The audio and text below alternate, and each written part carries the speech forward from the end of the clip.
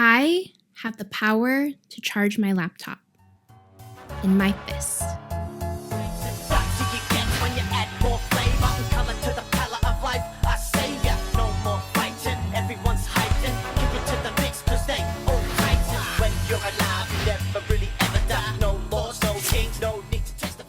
Hey guys, this is Lida from the Sypnotix. Today we are taking a look at one of the smallest laptop chargers I have used yet. This is the Anker 511. What's so special about it? Let's take a look.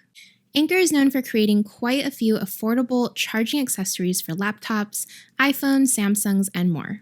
In fact, one of the products we reviewed earlier this year was the PowerCore Play 6K, which steps up your mobile gaming with a power pack and internal cooling fan. About a month ago, I purchased a 2022 MacBook Air, and it came with the standard 30-watt charging brick from Apple. By no means is Apple's 30-watt charger large, measuring just a little over 2 inches in its square shape we've come to expect. I was shocked to see the Anker 511 charger at a third of that size, with measurements at a little over an inch and weighing a mere 0.08 pounds. For comparison, it's just about half an inch larger than Apple's 5-watt charger for iPhones. Keep in mind this charger does not come with a provided USB-C cable out of the box though. In addition to its impressively small size, the Anker 511 comes in a variety of 5 different colors to choose from, with the version I'm reviewing today to be the blue color. I love the frosted Anker logo that faces the USB-C port and the foldable prongs on the back. It helps make this charger a bit less cheap feeling. The plastic body is lightweight but feels well built and sturdy when plugged in.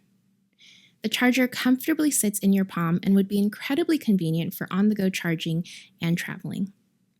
I really can't think of another charging brick for a laptop that can even come close to beating this one in terms of portability. At 30 watts, this little guy is able to charge quite a bit of tech, least of all the main selling point, my MacBook Air. With that kind of power, it's also able to charge the gamut of iPads, earbuds, cell phones, and just about any portable tech you might have. It can also support Samsung's super fast charging. Now, for those who speak the language of batteries, the Anker 511 is also a GaN charger, which essentially means it uses less heat than traditional materials, thus making it safer and more efficient to use. On top of that, Anker also touts the 511 as having Active Shield 2.0, which monitors the temperature of what's plugged in to ensure there's no overheating.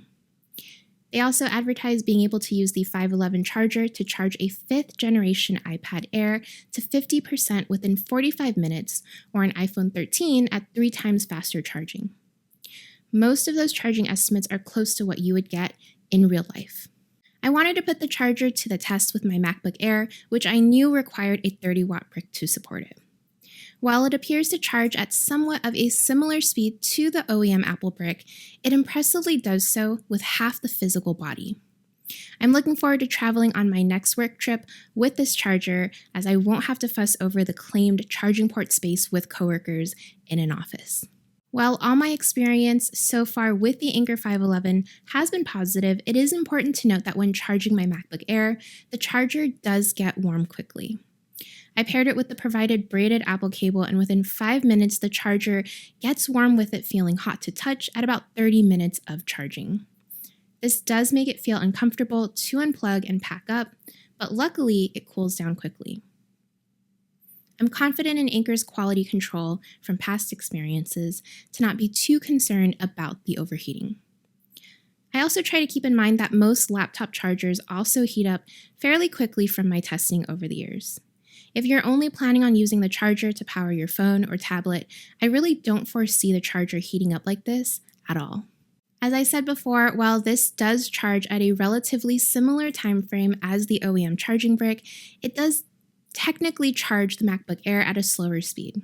For example, at around a 70% charge, the 511 will note a remaining 1 hour and 50 minutes to charge, while at the same percentage of depletion, the Apple charger will note a 1 hour 35 minutes remaining until a full charge.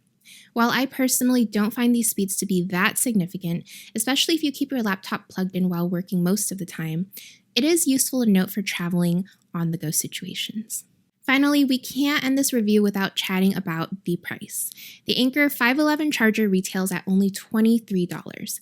That is significantly less than Apple's $39 for their 30-watt USB-C power adapter. For those looking for a secondary 30-watt charger or a replacement to theirs, this is a no-brainer. The Anker 511 is smaller, portable, and does virtually the same thing at a significantly more portable form factor.